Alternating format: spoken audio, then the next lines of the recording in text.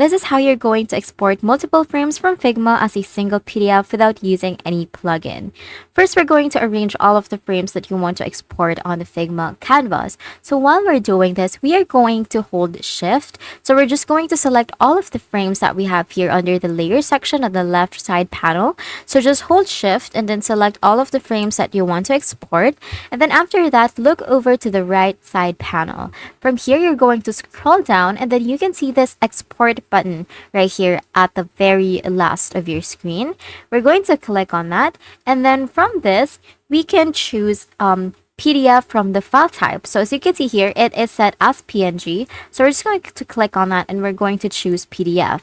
Now, after that, we're just going to click on export 3 layers, or just how many layers that you currently have selected. And then as you can see, the images are now downloading as PDF. Now, all that's left to do is that you wait for Figma to combine all of the selected frames into one PDF file, and then you're just going to have to wait for the download to be done. And that's it. That is how you're going to export multiple frames from Figma as a single PDF without any plugin. If you found this video helpful, please don't forget to like the video and subscribe to the channel.